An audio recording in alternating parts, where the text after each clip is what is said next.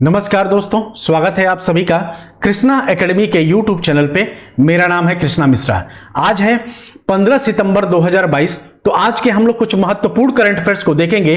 उसके पहले हम अपने कल के महत्वपूर्ण करंट अफेयर्स का रिवीजन कर लेते हैं। और कल के हमारे महत्वपूर्ण करंट अफेयर का पहला क्वेश्चन है कि हाल ही में भारत के सबसे अमीर आदमी कौन बन गए हैं? तो यह गौतम अडानी बन गए हैं। ठीक है, और यह भारत के साथ साथ एशिया के भी सबसे अमीर आदमी बन गए हैं। वहीं अगर पूरे विश्व की बात किया जाए तो यह पूरे विश्व के तीसरे सबसे अमीर आदमी हैं। और इन्होंने अपना तीसरा स्थान अमेजन के संस्थापक जेफ बेजोस को पीछे छोड़कर इन्होंने तीसरा स्थान प्राप्त किया है। वही अगर आपसे क्वेश्चन पूछेगा कि भारत के दूसरे सबसे अमीर आदमी कौन है, तो मुकेश अंबानी है। हमारा अगला प्रश्न है कि किस देश ने दुबई इंटरनेशनल स्टेडियम में क्रिकेट एशिया कप का खिताब जीता है? तो आप याद रखेंगे यह श्रीलंका ने जीता है। ठीक है, किसको हराकर जीता है? तो पाकिस्तान को 23 रनों से हराकर जीता है। और यह श्रीलंका का एशिया कप का छठा किताब है। इसके पहले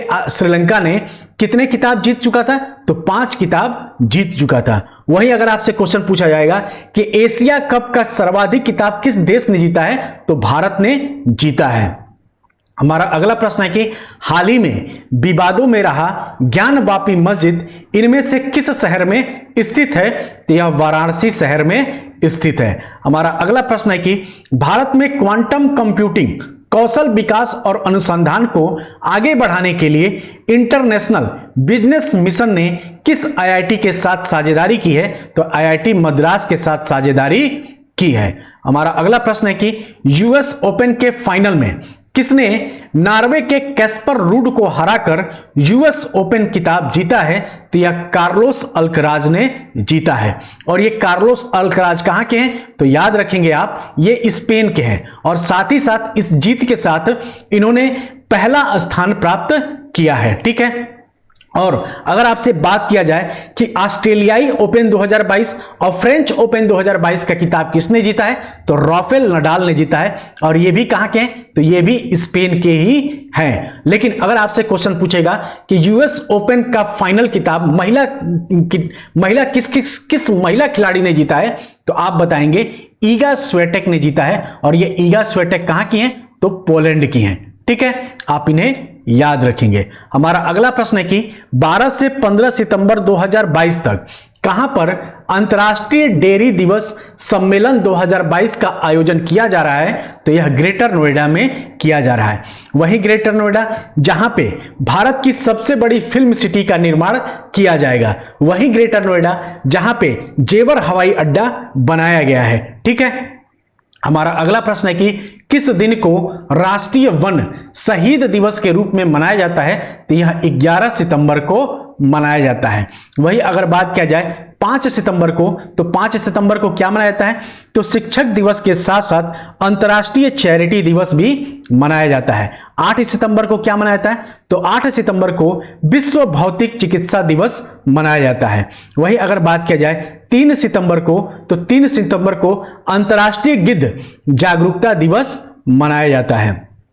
हमारा अगला प्रश्न है कि अमेरिकन एक्सप्रेस कॉर्प इंडिया ने 12 सितंबर 2022 को किसे मुख्य कार्यकारी अधिकारी और कंट्री मैनेजर नियुक्त किया है? तो यह संजय खन्ना को नियुक्त किया है। और वहीं अगर बात किया जाए आशीष कुमार को, तो आशीष कुमार क्या है? तो Ashish Kumar spice jet company के सीईओ हैं। वहीं अगर बात किया जाए पीटर एल्बर्स को, तो पीटर एल्बर्स को हाल ही में इंडिगो का सीईओ बनाया गया है।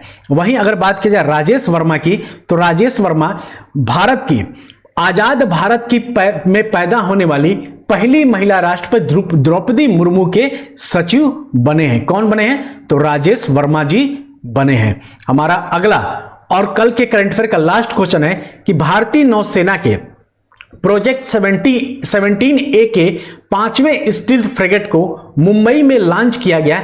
इसका क्या नाम है? तो इसका नाम INS तारागिरी है। ठीक है, तो दोस्तों ये थे हमारे कल के कुछ महत्वपूर्ण करंट अफेयर का शॉर्ट में रिवीजन। अब हम लोग चलेंगे अपने आज के महत्वपूर्ण करंट अफेयर पे, और आज के महत्वपूर्ण करंट अफेयर का हमारा पहला क्वेश्चन है कि किस दिन को राष्ट्रीय हिंदी दिवस के रूप में मनाया जाता है? तो यह 14 सितंबर को मनाया जाता है। और 14 सितंबर को ही राष्ट्रीय हिंदी दिवस क्यों मनाया जाता है? तो आप याद रखेंगे इसी दिन को, यानी कि 14 सितंबर 1949 को ही संविधान सभा द्वारा हिंदी को भारत की राष्ट्रीय आधिकारिक भाषा के रूप में स्वीकार किया गया था। इसीलिए 14 सितंबर को ही राष्ट्रीय हिंदी दिवस मनाया जाता है। लेकिन अगर आपसे क्वेश्चन पूछ लेगा विश्व हिंदी दिवस कब मनाया जाता है? तो आप बताएंगे 10 जनवरी को मनाया जाता है। वहीं अगर बात की जाए 16 सितंबर को, तो 16 सितंबर को क्या मनाया जाता है? तो विश्व ओजोन संरक्षण दिवस मनाया जाता है। 3 सितंबर को क्या मनाया जाता है?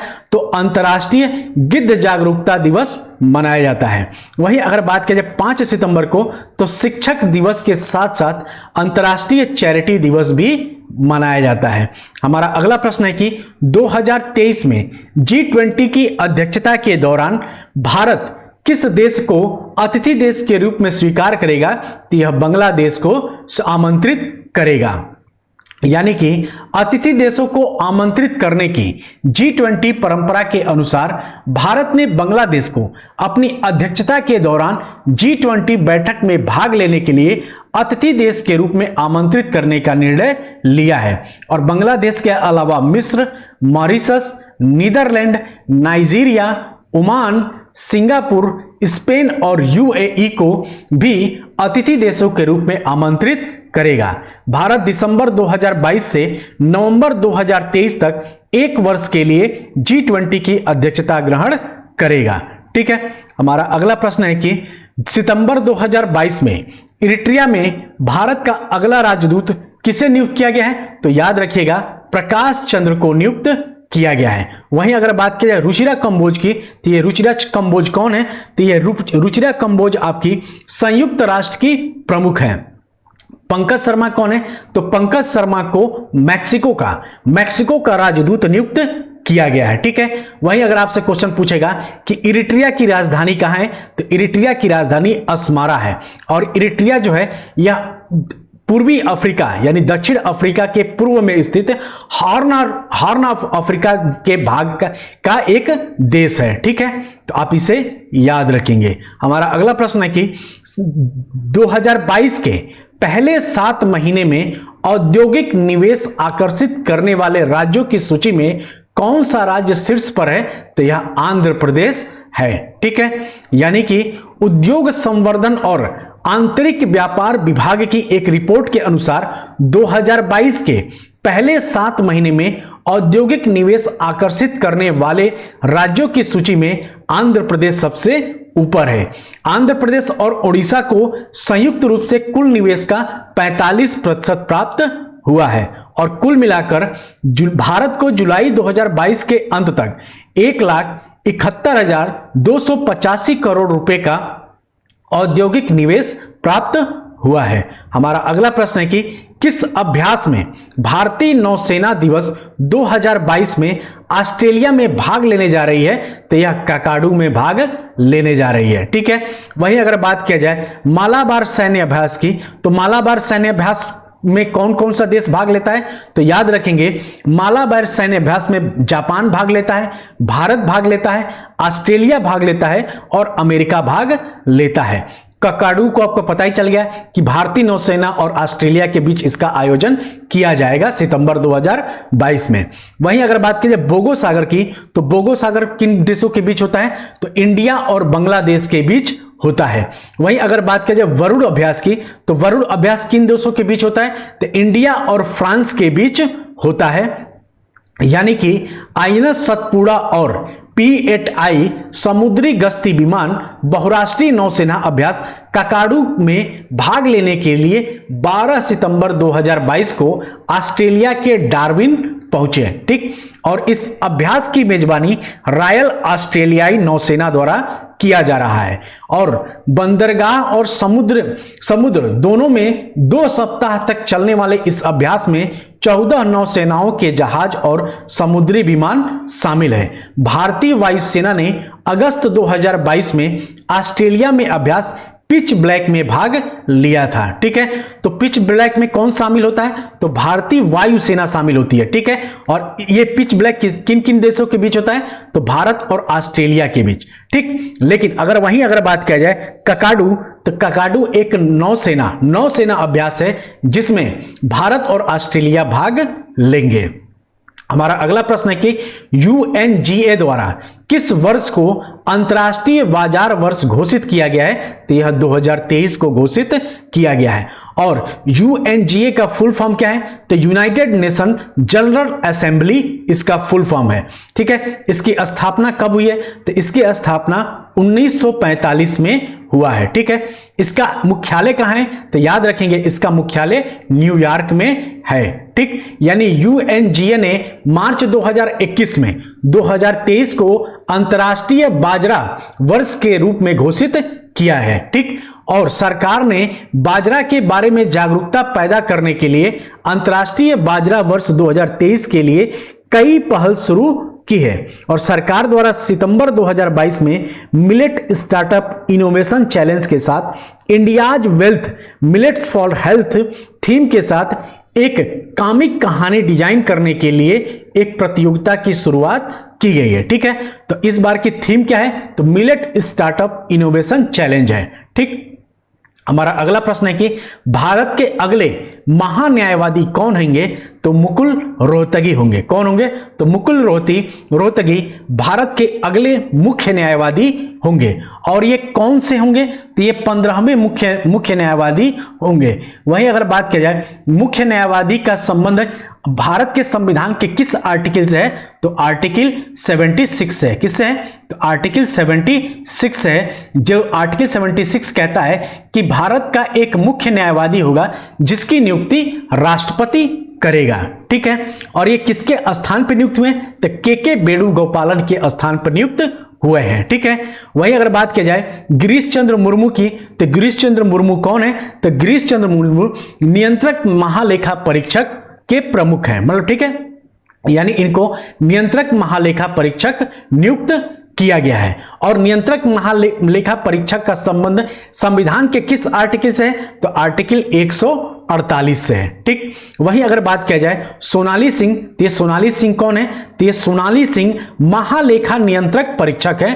तो आप इन्हें याद रखेंगे। यानी वरिष्ठ अधिवक्ता मुकुल रोहतगी 1 अक्टूबर 2022 से दूसरी बार भारत के महान्यायवादी बनने वाले हैं। और वर्तमान न्यायवादी के वेणुगोपालन का कार्यकाल 30 सितंबर 2022 को समाप्त हो रहा है। रोहतगी ने 2014 से 2016 तक 3 वर्षों के लिए भारत के 14वें महान्यायवादी के रूप में कार्य किया था।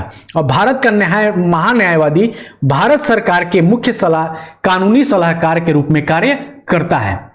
यानी कि जो महान्यायवादी होते हैं, भारत सरकार के जितने भी विवाद होते हैं उन सभी का विवादों की लड़ाई सुप्रीम कोर्ट में ये महान्यायवादी ही करते हैं। हमारा अगला इंपॉर्टेंट प्रश्न है कि सितंबर 2022 में बंगाल की खाड़ी में भारतीय नौसेना द्वारा आयोजित जापान इंडिया मैरीटाइम एक्सरसाइज 2022 के किस संस्करण की मेजबानी की है? तो यह 6ठे संस्करण की मेजबानी की है। यानी कि भारतीय नौसेना द्वारा आयोजित जापान इंडिया मैरीटाइम एक्सरसाइज 2022 का 6ठा संस्करण 11 सितंबर 2022 को बंगाल की खाड़ी में शुरू हुआ है। और भारतीय नौसेना का प्रतिनिधित्व 3 स्वदेशी रूप से डिजाइन और निर्मित युद्धपोत Sahyadri, anti submarine warfare Kadmat और कवरत्ती द्वारा किया गया है। यह संस्करण 2012 में जापान में शुरू हुए जी मैक्स की 10वीं वर्षगांठ का प्रतीक है। तो आप इसे याद रखेंगे। हमारा अगला प्रश्न है कि 12 सितंबर 2022 को आयुर्वेद दिवस 2022 कार्यक्रम की शुरुआत की गई। वर्ष 2022 में यह दिवस कब मनाया जाएगा? तो यह दिवस 23 अक्टूबर को मनाया जाता है। ठीक है, यानी कि हमारा अगला है कि 24 अक्टूबर। तो 24 अक्टूबर को क्या मनाया जाता है? तो 24 अक्टूबर को विश्व पोलियो दिवस मनाया जाता है। वहीं अगर बात किया जाए 16 अक्टूबर को, तो 16 अक्टूबर को आपका विश्व खाद्य दिवस भी मनाया जाता है। वहीं अगर बात की जाए 1 अक्टूबर को, तो 1 अक्टूबर को क्या मनाया जाता है? तो अंतर्राष्ट्रीय वृद्धजन दिवस मनाया जाता है। यानी एक क्वेश्चन के साथ साथ हम लोगों ने 3 और इंपॉर्टेंट दिवस को याद कर लिया। और आयुष मंत्री कौन है? तो आयुष मंत्री हमारे सर्बानंद सोनोवाल हैं, ठीक है, क्योंकि आयुर्वेद दिवस मनाया जा रहा है तो जाहिर सी बात है आयुष मंत्री भी आपसे पूछा जा सकता है। तो आयुष मंत्री कौन है वर्तमान में? तो सर्बानंद सोनोवाल है, ठीक है। और अगर आपसे क्वेश्चन पूछ लेगा कि राष्ट्रीय आयुर्वेद दिवस कब मनाया जाता है, तो याद रखिएगा राष्ट्रीय आयुर्वेद दिवस धनतेरस के दिन, जो दिवाली के पहले धनतेरस होता है ना, उसी दिन को अंतरराष्ट्रीय आयुर्वेद दिवस मनाया जाता है, ठीक है। यानी कि आयुर्वेद दिवस 2022 का कार्यक्रम का थीम हर दिन हर घर आयुर्वेद है, ठीक है। और आयुर्वेद दिवस 2022 कार्यक्रम 12 सितंबर 2022 को स्टार्ट हुआ। यह 42 दिन तक चलेगा और आयुष मंत्रालय ने आयुर्वेद दिवस 2022 का कार्यक्रम शुरू किया है। हमारे आज के करंट अफेयर का लास्ट क्वेश्चन है कि सितंबर 2022 में किस राज्य ने फिल्म निर्माण उद्योग के लिए राज्य की पहली सिनेमा पर्यटन नीति लॉन्च की है? तो यह गुजरात सरकार ने लॉन्च किया है, ठीक है। और ये वही गुजरात सरकार है जहां पे, और इसको शुरुआत किसने किया है? तो याद रखेंगे गुजरात के मुख्यमंत्री भूपेंद्र पटेल और अजय देवगन ने शुरू किया है, ठीक है। और ये गुजरात में क्या क्या है? तो गुजरात में आप याद रखेंगे स्टैचू ऑफ यूनिटी कहां है? तो गुजरात में ही है। अटल ब्रिज का अनावरण कहां किया गया है? तो गुजरात में ही किया गया है। 36वां राष्ट्रीय खेल का आयोजन कहां हुआ है? तो इसी गुजरात में हुआ है। और खेल महाकुंभ का आयोजन भी इसी गुजरात में हुआ है। तो इन सभी चीजों को आप याद रखेंगे, ठीक है। गुजरात से इतने रिलेटेड प्रश्न आपके हाल फिलहाल में पूछे जा सकते हैं, ठीक है। तो ये क्वेश्चन क्या था कि किस राज्य में फिल्म निर्माण उद्योग के लिए राज्य की पहली सिनेमा पर्यटन नीति 2022 लॉन्च की गई है? तो यह गुजरात में लॉन्च की गई है। तो दोस्तों ये था हमारा आज का कुछ महत्वपूर्ण करंट अफेयर। अब हम लोग चलेंगे अपने जनवरी से लेके अभी तक के कुछ महत्वपूर्ण करंट अफेयर का शॉर्ट में रिवीजन कर लेते हैं। तो पहला क्वेश्चन है कि किस राज्य सरकार ने दही हांडी को खेल का दर्जा देने की घोषणा की है? तो यह महाराष्ट्र को दिया है। हमारा अगला प्रश्न है कि किस राज्य में देश में अपनी तरह का पहला राज्य पुलिस एकीकृत कमान और नियंत्रण केंद्र का उद्घाटन किया गया है? तो यह तेलंगाना में किया गया है। हमारा अगला प्रश्न है कि किस भारतीय शिपयार्ड द्वारा भारत का पहला घरेलू हाइड्रोजन ईंधन वाला इलेक्ट्रिक पोत बनाने की घोषणा की गई है? तो यह कोचिन शिपयार्ड लिमिटेड कोच्चि द्वारा किया गया है। हमारा अगला प्रश्न है कि किस भारतीय शहर में बाबा साहब की 70 फीट की मूर्ति स्टैचू ऑफ नॉलेज बनाई गई है? तो यह महाराष्ट्र के लातूर में बनाई जा रही है। हमारा अगला प्रश्न है कि किस शहर में चंद्रशेखर आजाद की भव्य प्रतिमा स्थापित की जाएगी? तो यह भोपाल में किया जाएगा। हमारा अगला प्रश्न है कि फरवरी 2023 में भगवान बुद्ध की सबसे बड़ी शयन मुद्रा की मूर्ति का अनावरण किया जाएगा। यह कहां बनाया जा रही है? तो यह बिहार के बोधगया में बनाया जा रहा है। हमारा अगला प्रश्न है कि किस राज्य के तंजावुर में पहला खाद्य सुरक्षा संग्रहालय का उद्घाटन किया गया है? तो यह तमिलनाडु में किया गया है। हमारा अगला प्रश्न है कि किस राज्य सरकार द्वारा जनजातीय क्षेत्रों में हर घर ऊर्जा उत्सव आयोजित किया गया है? तो यह महाराष्ट्र सरकार द्वारा किया गया है। हमारा अगला प्रश्न है कि किस राज्य में देश की पहली ऑनलाइन ई टैक्सी सेवा शुरू की गई है? तो यह केरल में शुरू किया गया है। हमारा अगला प्रश्न है कि किसे भारतीय पर्वतारोहण फाउंडेशन की पहली महिला अध्यक्ष नियुक्त किया गया है? तो हर्षवंती बिष्ट को नियुक्त किया गया है। हमारा अगला प्रश्न है कि भारत और किस देश के बीच अल नजाह संयुक्त सैन्य अभ्यास आयोजित किया गया है? तो ओमान के साथ शुरू किया गया है। और हमारा आज के करंट अफेयर का लास्ट क्वेश्चन है कि मुफ्त में पीरियड प्रोडक्ट्स देने वाला दुनिया का पहला देश कौन बन गया है? तो स्कॉटलैंड बन गया है। तो दोस्तों ये था हमारा आज का कुछ महत्वपूर्ण करंट अफेयर। दोस्तों अभी मेरी माता जी आई हुई थी, जिनका अगले पिछले साल क्या होता कैंसर का ऑपरेशन हुआ था, तो उनका फाइनल कल डॉक्टर से चेकअप था, तो सब कुछ सही रहा। कल पूरा दिन लग गया। कल हम लोग सुबह 8 बजे गए और रात को 8 बजे आए। और ये वीडियो आपको इतना थकान था कि मन तो नहीं किया कि आज कल आपकी करंट की क्लास हो पाएगी, लेकिन उसी 9 बजे से मैं पीडीएफ बनाना शुरू किया। 10:30 11 बजे तक आपका पीडीएफ बना। और ये जो वीडियो है आपको 11 बजे रात को, एकदम हालत खराब है, हो सकता है आज के क्लास में आप लोग कुछ त्रुटियां भी दिखूंगी, तो इसको इग्नोर करिएगा, क्योंकि आज बिल्कुल मूड नहीं था। आज आपकी क्लास नहीं हो पाती, लेकिन मैंने सोचा कि आप लोग का एक दिन डेली क्लासेस मिस हो जाएगा, कम से कम ये क्लासेस मिस नहीं होना चाहिए, इसलिए मैंने आपको ये वीडियो प्रोवाइड करा दिया। अब मैं एकदम बिल्कुल फ्री हो गया हूं। माताजी को सब कुछ दिखाव का के सब कुछ ओके कर दिया गया है। अब कल से आपकी क्लासेस कंटिन्यू चलेंगे, ठीक है। तो मिलते हैं अगली क्लास में, तब तक आप सभी अपना ध्यान रखिएगा। जय हिंद, जय भारत।